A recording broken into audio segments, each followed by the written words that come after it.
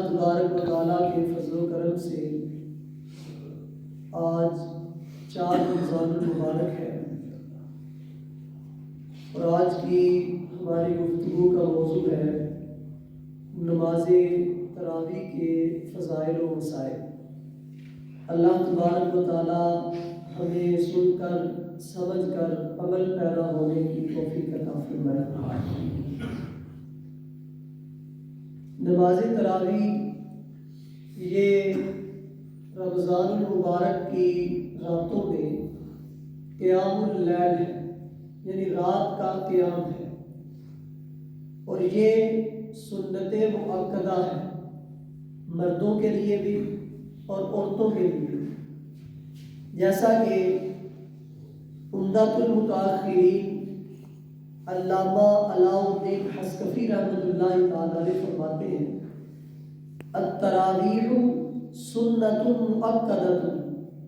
بمواظبۃ الخلفاء الراشدین للرجال والنساء اجماعا۔ فرمایا کہ تراویح مردوں کے لیے اور عورتوں کے لیے سنت مؤکدہ ہے۔ اس کی وجہ یہ ہے کہ خلفائے راشدین نے اس پر اجماع کیا ہے اور اس پر ہمیشگی اختیار کی ہے۔ اس وجہ سے امت مسلمہ کے مردوں اور عورتوں پر نماز تراویح ادا کرنا یہ سنت مؤکدہ ہے، اور خلفائے راشدین کے طریقہ کار پر عمل کرنا اور ان کی سنت کو اپنانا حدیث پاک کے اندر اس کو لازم قرار دیا گیا ہے۔ آقا کونین صلی اللہ علیہ وآلہ وسلم کا فرمان عالی شان ہے، فعلیکم بسنتی وسنت الخلفاء الراشدین المہدیین عضوا علیہا بالنواجذ۔ ارشاد فرمایا کہ تم پر میری سنت کو اور میرے خلفائے راشدین کی سنت کو اپنانا لازم ہے، اور فرمایا کہ اس سنت کو اپنی داڑھوں کے ساتھ مضبوطی سے تھام لو۔ یعنی اگر کسی چیز کو دانتوں کے ساتھ پکڑا جائے تو وہ اتنی سختی کے ساتھ نہیں پکڑی جاتی، اس کو چھڑانا قدرے آسان ہوتا ہے، لیکن اگر کسی چیز کو داڑھوں کے ساتھ پکڑ لیا جائے تو وہ انتہائی مضبوطی کے ساتھ پکڑی جاتی ہے، اس کو چھڑانا مشکل ہوتا ہے۔ تو فرمایا کہ میری سنت کو اور میرے خلفائے راشدین کی سنت کو مضبوطی کے ساتھ تھام لو، اسے کبھی بھی چھوڑنا مت۔ تو خلفائے راشدین نے تراویح پر اجماع کیا، ان سب کا اتفاق ہے کہ تراویح پڑھنا رمضان المبارک کی راتوں میں 20 تراویح پڑھنا یہ سنت مؤکدہ ہے، اور سرکار دو عالم صلی اللہ علیہ وآلہ وسلم نے بھی رمضان المبارک کی راتوں میں عبادت کرنے اور قیام کرنے کے فضائل بیان کیے۔ ایک مقام پر ارشاد فرمایا، ان اللہ تبارک و تعالی فرض صیام رمضان علیکم وسننت لکم قیامہ فمن صامہ وقامہ ایمانا و احتسابا خرج من ذنوبہ کیوم ولدتہ امہ۔ ارشاد فرمایا کہ اللہ تبارک و تعالیٰ نے تم پر رمضان کے روزے فرض کیے، اور میں رمضان کی راتوں کا قیام تمہارے لیے سنت قرار دیتا ہوں۔ لہذا جو بندہ رمضان کے روزے رکھے اور رمضان کی راتوں میں قیام کرے تو وہ گناہوں سے ایسے نکل جاتا ہے جیسے اس دن تھا جس دن اپنی ماں کے پیٹ سے پیدا ہوا تھا، کہ جیسے اس دن گناہوں سے پاک تھا یوں وہ گناہوں سے پاک ہو جاتا ہے۔ ایک اور مقام پر ارشاد فرمایا، وَقَالَ رَسُولُ اللَّهِ صلی اللہ علیہ وسلم يُرَغِّبُ فِي قِيَامِ رمضان، کہ سرکار دو عالم صلی اللہ علیہ وآلہ وسلم رمضان کی راتوں میں قیام کرنے کو پسند فرمایا کرتے تھے اور اس کی ترغیب دلایا کرتے تھے۔ حضرت ابو ہریرہ رضی اللہ تعالیٰ عنہ سے روایت ہے، رسول اللہ صلی اللہ علیہ وآلہ وسلم نے ارشاد فرمایا، من قام رمضان ایمانا و احتسابا غفر له ما تقدم من ذنبه ارشاد فرمایا کہ جو بندہ رمضان کی راتوں میں ایمان کے ساتھ اور ثواب کی نیت سے قیام کرتا ہے، اللہ تبارک و تعالیٰ اس کے پچھلے گناہ معاف فرما دیتا ہے۔ معلوم ہوا کہ رمضان کی راتوں میں قیام کرنا یہ گناہوں کی بخشش کا سبب ہے اور سرکار دو عالم صلی اللہ علیہ وآلہ وسلم کی سنت مبارکہ بھی ہے۔ اب آئیے کچھ روایات اس چیز پر سماعت کریں کہ تراویح کی جو رکعات ہے یہ 8 نہیں ہے بلکہ 20 رکعات نماز تراویح پڑھنا یہ سنت مؤکدہ ہے۔ حضرت عبداللہ بن عباس رضی اللہ تعالیٰ عنہما سے روایت ہے، آپ فرماتے ہیں کہ ان رسول اللہ صلی اللہ علیہ وسلم کان یصلی فی رمضان 20 رکعتا والوتر۔ آپ فرماتے ہیں کہ سرکار دو عالم صلی اللہ علیہ وآلہ وسلم رمضان کی راتوں میں 20 رکعات تراویح پڑھتے تھے اور 3 وتر ادا کیا کرتے تھے۔ اس روایت سے سرکار دو عالم صلی اللہ علیہ وسلم کا اپنا تراویح پڑھنا ثابت ہے کہ آپ خود بھی تراویح پڑھا کرتے تھے اور 20 رکعات پڑھا کرتے تھے اور وتر بھی 3 پڑھا کرتے تھے، اور بعض روایات کے اندر آپ سے تراویح پڑھانا بھی ثابت ہے، جیسا کہ حضرت جابر بن عبداللہ رضی اللہ تعالیٰ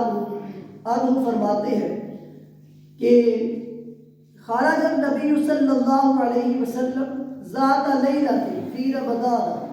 فصلی الناس 24 رکعۃ واوتر بثلاثۃ۔ آپ فرماتے ہیں کہ سرکار دو عالم صلی اللہ علیہ وسلم نے رمضان المبارک کی ایک رات میں صحابہ کرام کو 27 رکعتیں پڑھائی، 4 رکعتیں عشاء کے فرض اور 20 رکعتیں تراویح اور 3 رکعتیں وتر، یہ آپ نے جماعت کے ساتھ صحابہ کرام کو پڑھائی۔ پھر دوسری رات بھی ایسا ہی ہوا، پھر تیسری رات فرماتے ہیں کہ پہلے سے زیادہ لوگ جمع ہو گئے تراویح پڑھنے کے لیے، حتیٰ کہ مسجد کے اندر گنجائش باقی نہ رہی۔ تو سرکار دو عالم صلی اللہ علیہ وسلم جب فرض پڑھا کر گھر تشریف لے گئے تو واپس ہی نہ آئے، لوگ ساری رات بیٹھ کر انتظار کرتے رہے کہ سرکار تشریف لائیں گے اور نماز تراویح پڑھائیں گے، لیکن آپ تشریف نہ لائے۔ صبح جب آپ فجر کے لیے تشریف لائے مسجد میں تو ارشاد فرمایا کہ ایسا نہیں کہ مجھے پتہ ہی نہیں تھا کہ تم لوگ جمع ہو، بلکہ میں جانتا ہوں کہ تم سارے جہاں پر جمع تھے اور سارے نماز کے شوق میں بیٹھے ہوئے تھے، لیکن میں اس وجہ سے نہیں آیا کہ میں نے یہ محسوس کیا کہ کہیں ایسا نہ ہو کہ نماز تراویح تم پر فرض کر دی جائے اور پھر تم اس کی طاقت نہیں رکھو، تو اس وجہ سے میں نے رات کو نماز تراویح کی جماعت نہیں کروائی۔ تو اس کے بعد پھر یہ جماعت جو تھی یہ ختم کر دی گئی اور لوگ اکیلے اکیلے جو ہے وہ تراویح پڑھا کرتے تھے۔ پھر جب حضرت فاروق اعظم رضی اللہ تعالیٰ عنہ کا دور آیا تو اس وقت آپ رضی اللہ تعالیٰ عنہ نے تمام صحابہ کرام کو اور تابعین کو حضرت کعب کے پیچھے، ابی بن کعب کے پیچھے جمع کر دیا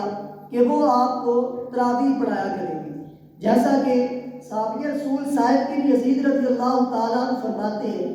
کانوا یقومون علی عہد عمر بن الخطاب فی شہر رمضان ب20 رکعۃ قال وکانوا یقرؤون بالمعین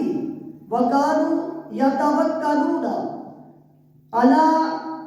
السجود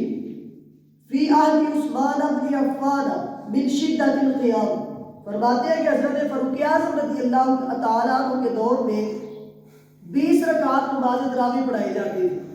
اور اس کے اندر وہ صورتیں پڑھی جاتی تھی جن کی آیات کی تعداد 100 ہے۔ پھر حضرت عثمان غنی کا جب دور آیا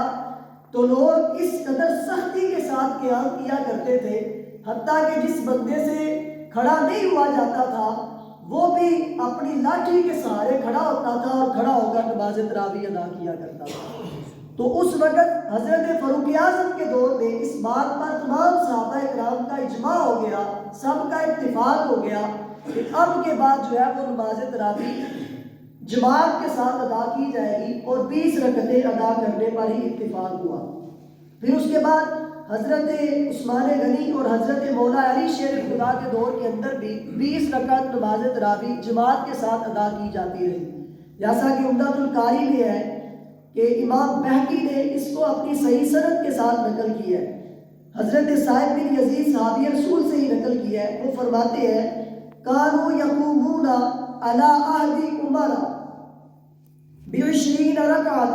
وعلی عہد عثمان وعلی رضی اللہ تعالی عنہ۔ فرماتے ہیں کہ صحابہ کرام کا یہ معمول تھا، حضرت فاروق اعظم کے دور میں بھی، حضرت عثمان غنی کے دور میں بھی اور حضرت مولا علی کے دور میں بھی 20 رکعات نماز تراویح ادا کیا کرتے تھے، اور حضرت علی رضی اللہ تعالیٰ کو خود حکم دیا کرتے تھے 20 رکعات نماز تراویح جماعت سے پڑھنے کا، جیسا کہ مصنف ابن ابی شیبہ میں ہے کہ ابن ابی الحسنہ فرماتے ہیں ان علی امر رجلا یصلی بہم فی رمضان 20 رکعۃ۔ حضرت علی رضی اللہ تعالیٰ عنہ نے ایک شخص کو حکم دیا کہ وہ رمضان المبارک میں لوگوں کو 20 رکعات نماز تراویح پڑھائے، اور وہ جب نماز تراویح پڑھا کے فارغ ہوتے تو حضرت علی رضی اللہ تعالیٰ عنہ خود وطروں کی جماعت کروایا کرتے تھے، جیسا کہ حضرت ابو عبد الرحمن سلمہ رضی اللہ تعالیٰ عنہ حضرت علی رضی اللہ تعالیٰ عنہ سے روایت فرماتے ہیں کہ تعال قرا فی رمضان فامر منهم رجلا یصلی بالناس 20 رکعۃ قال وکان علی یوتر به۔ فرماتے ہیں جب رمضان المبارک کا مہینہ آتا تو جتنے بھی قرا قاری حضرات ہوتے تھے حضرت علی ان کو طلب کرتے، ان کو بلاتے، جب وہ آ جاتے تو ان میں سے ایک بندے کو حکم دیتے کہ تم ان کو نماز تراویح ادا کروایا کرو، اور خود آپ وطروں کی جماعت کروایا کرتے تھے۔ معلوم ہوا کہ نماز تراویح ادا کرنا یہ سرکار دو عالم صلی اللہ علیہ وسلم کی سنت بھی ہے اور خلفائے راشدین کی سنت بھی ہے، اور اس کے اندر ایک جو بالکل انتہائی اہم بات ہے وہ یہ کہ نماز تراویح 20 رکعات جو ہے یہ سنت ہے۔ سرکار دو عالم صلی اللہ علیہ وسلم نے بھی 20 رکعتیں پڑھی ہے، خلفائے راشدین نے بھی 20 پڑھی ہے، اور آج تک شرق و غرب شمال و جنوب میں ساری امت کا اس بات پر اتفاق ہے کہ نماز تراویح کی رکعتیں 20 ہیں، اور سن 1284 عیسوی سے پہلے کسی دور کے اندر کسی شہر کے اندر بھی 8 رکعت نماز تراویح نہیں پڑھی جاتی تھی، سارے 20 رکعت ہی پڑھتے تھے۔ پھر 1284 عیسوی میں ہندوستان میں اکبر آباد کے اندر سب سے پہلی مرتبہ غیر مقلدین نے یہ فتویٰ دیا کہ نماز تراویح 8 رکعت پڑھی جائے گی، اور اس وقت غیر مقلدین کے 18 مفتیوں نے اس بات کی تردید کی کہ 8 رکعت نماز تراویح کا ثبوت قرآن و سنت میں نہیں ہے، 20 رکعت نماز تراویح پڑھنا سنت ہے۔ اور اب آج کل کے جو غیر مقلدین ہیں وہ تو یہ کہہ رہے ہیں کہ 8 رکعت بھی نہ پڑھی جائے، صرف 3 رکعت وتر پڑھ لیے جائے تو قیام اللیل کا ثواب مل جائے گا، تراویح پڑھنے کی ضرورت نہیں ہے۔ سردست ایک حدیث پاک جس کو لے کر غیر مقلدین یہ اعتراض کرتے ہیں کہ نماز تراویح 8 رکعت ہے، وہ پیش کر کے گفتگو ختم کرتا ہوں۔ حضرت عائشہ صدیقہ رضی اللہ تعالیٰ عنہا سے روایت ہے، آپ فرماتی ہیں ما کان رسول اللہ صلی اللہ علیہ وسلم یزید فی رمضان ولا فی غیرہ علی 11 رکعۃ یصلی 4۔ اس حدیث پاک کے اندر حضرت عائشہ سرکار دو عالم صلی اللہ علیہ وسلم کا عمل بیان کر رہی ہے، فرماتی ہے کہ آقا کونین صلی اللہ علیہ وسلم رمضان میں بھی اور رمضان کے علاوہ بھی، یعنی صرف رمضان کی بات نہیں کی، رمضان میں بھی اور رمضان کے علاوہ بھی آپ کا عمل یہ تھا کہ آپ رات کے وقت 11 رکعتیں پڑھا کرتے تھے،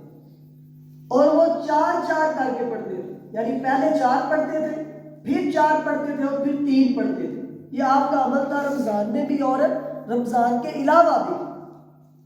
اب اس حدیث پاک سے دیکھیں یہ استدلال کرنا کہ تراویح کی تعداد 8 ہے، یہ انتہائی کمزور استدلال ہے۔ اس کی وجہ یہ ہے کہ اس حدیث میں رمضان کا ذکر بھی کیا اور رمضان کے علاوہ بھی ذکر کیا ہے.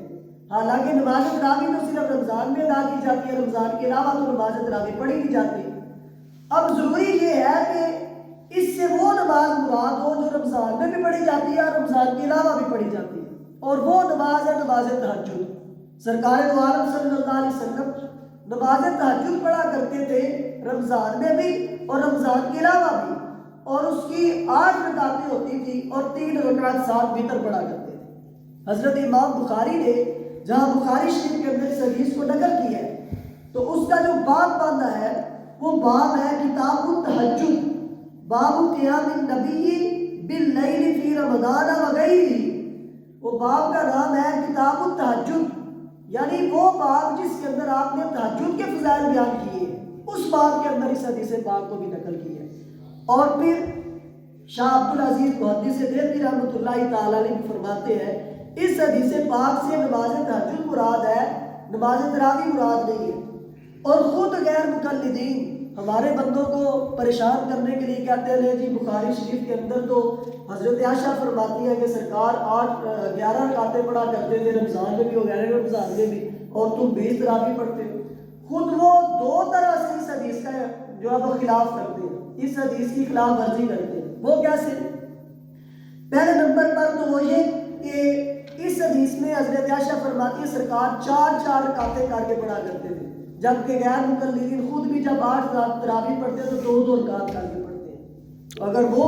ہمیں اس حدیث کا تانا دیتے ہیں تو اس پر خود بھی عمل کرے تو 4 رکعتیں کر کے پڑھا کرے، حالانکہ خود 2 کر کے پڑھتے ہیں. پھر دوسری بات یہ کہ وہ تو وتر 1 پڑھتے ہیں،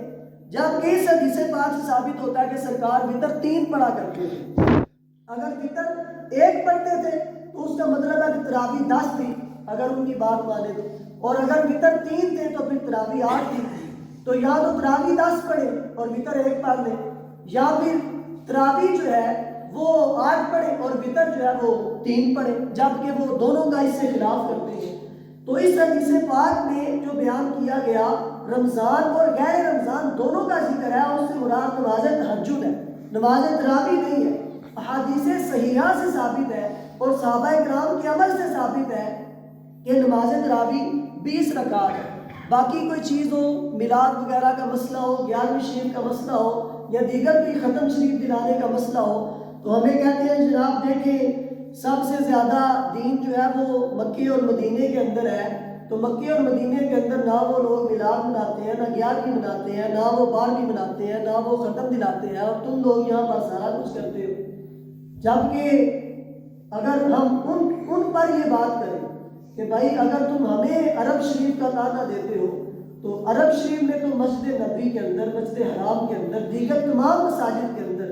آج تک 20 رکعت نماز تراویح ادا کی جاتی ہے اور جماعت کے ساتھ پڑھی جاتی ہے، لیکن تم لوگ جو ہے وہ 8 پڑھتے ہو. تو پھر تم خود بھی ان کی بات مانو. وہ تو دعات پڑھتے ہیں، مطلب ضالین یا غیر المغضوب پڑھتے ہیں، دعات پڑھتے ہیں، اور تم زوات پڑھتے ہو. تم ان کی خود خلاف ورزی کرتے ہو، تو ہمیں کس منہ سے تانا دیتے ہو کہ وہاں یہ ہوتا ہے تم یہ کرتے ہو. تو یہ اپنے ذہنوں میں بٹھا لیں کہ نماز تراویح جو ہے اس کی تعداد 20 ہے اور نماز تراویح پڑھنا سنت مؤکدہ ہے. بعض لوگوں کا یہ ذہن ہوتا ہے اگر روزہ رکھنا ہے تو نماز تراویح پڑھنی ہے، روزہ نہیں رکھنا تو نماز تراویح بھی نہیں پڑھنی. ایسی بات نہیں ہے.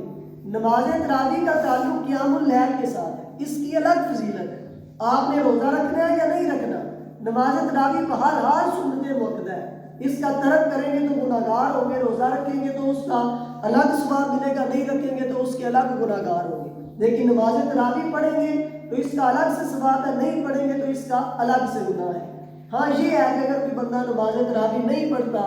تو وہ روزہ رکھ سکتا ہے. ایسا نہیں ہے کہ نماز تراویح نہیں پڑھی تو روزہ بھی اب نہیں رکھ سکتا. نماز تراویح اگر نہیں پڑھی تو روزہ رکھ سکتے ہیں، لیکن نماز تراویح کو ترک کرنا یہ گناہ ہے. اللہ تبارک و تعالی ہمیں عمل کی توفیق عطا فرمائے. آمین بجاہ نبی الامین صلی اللہ تعالی علیہ وآلہ وسلم. الصلاۃ والسلام علیک یا رسول اللہ وعلی آلک و اصحابک یا حبیب اللہ. الصلاۃ والسلام علیک وعلی آلک و الحمدللہ رب العالمین والصلاۃ والسلام علی سید الانبیاء والمرسلین مالک مولا ہماری ہمارے والدین کی اور پیارے آقا علیہ السلام کی ساری امت کی بخشش فرما۔ یا الہی جو ہم نے نماز فجر ادا کی اپنی بارگاہ میں قبول فرما، نماز پنج نماز جماعت ادا کرنے کی توفیق عطا فرما، جو ہم نے روزہ رکھا تیری رضا کی خاطر رکھا اپنی بارگاہ میں قبول فرما۔ مالک مولا روزے کے حقوق ادا کرنے کی توفیق عطا فرما، ماہ رمضان المبارک کو احترام کرنے کی توفیق عطا فرما، بقیہ ایام کے روزے رکھنے کی بھی سعادت عطا فرما، نماز تراویح ادا کرنے کی سعادت عطا فرما۔ مالک مولا سرکار دو عالم صلی اللہ علیہ وسلم کا صدقہ ہم سب کے مال جان اولاد ایمان عزت و آبرو کی حفاظت فرما، ہم سب کے عشق رسول میں برکت عطا فرما۔ وصلی اللہ تعالی علی رسولہ خیر خلقہ سیدنا و مولانا محمد وعلی آلہ و اصحابہ اجمعین۔